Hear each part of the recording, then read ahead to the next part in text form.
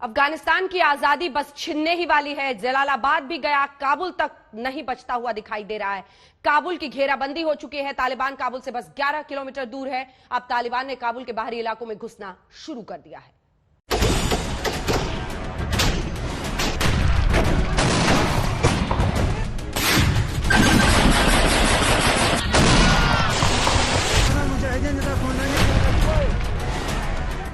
अब काबुल दूर नहीं, तालिबानी लड़ाकों ने अफगानिस्तान की राजधानी को भी घेर लिया है।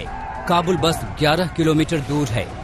काबुल पर कब्जा मतलब पूरे अफगानिस्तान पर तालिबान का कब्जा। तालिबान ने काबुल को चारों ओर से घेर लिया है।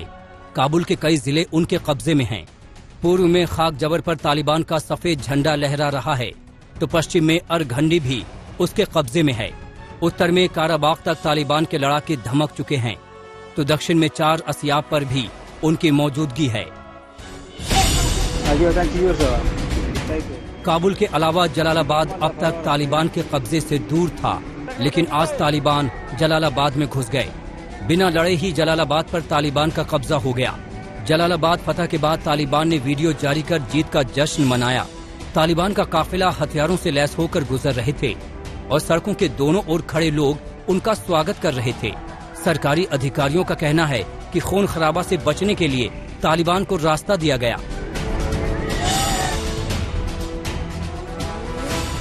जलालाबाद राजधानी काबुल से सटा शहर है। यहाँ से काबुल की दूरी सिर्फ 149 किलोमीटर है। जिस रफ्तार से तालिबान बढ़ रहे हैं, उससे तो यही लग रहा है कि काबुल की आजादी अब कुछ पलों की बात है। कभी भी तालिबानी लड़ाके राजधानी में घुस सकते हैं। काबुल का भविष्य अब तालिबान और सरकार के बीच दोहा में होने वाली वार्ता पर टिका है। सरकार का एक प्रतिनिधिमंडल आज पाकिस्तान जा रहा है, जहां से वो वार्ता के बाद दोहा जाएगा। सरकारी सुरक्षा बलों ने काबुल की सुरक्षा की तैयारी और तेज कर दी है। जनरल समी सादात को काबुल की सुरक्षा की जिम्मेदारी दी गई है। तालिबान के काबुल की दहलीज पर पहुंचने से खलबली मची हुई है। काबुल घिर चुका है। काबुल से बाहर निकलने का रास्ता सिर्फ एयरपोर्ट है। दूसरे देशों के दूतावासों पर खतरा मंडरा रहा है। तालिबान बार बार बयान दे रहा है कि दूतावासों को कोई खतरा नहीं है, लेकिन हर तरफ अफरा तफरी है, डर है, दहशत है।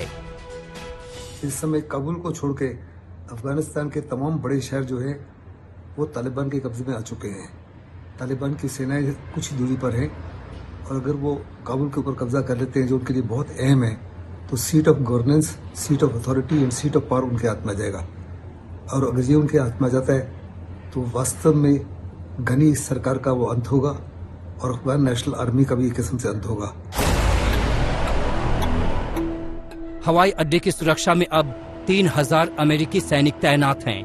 इन सैनिकों को अमेरिका ने अपने काबुल दूतावास को खाली करने के लिए तैनात किया हुआ है।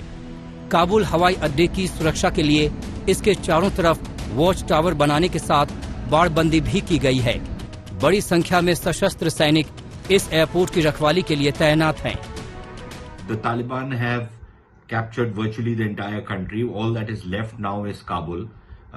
The latest reports are they've reached the outskirts of Kabul. So I think what President Ghani today said was probably a last-minute rethink, because the speculation was that he's probably going to resign and then some kind of an interim government is going to take over.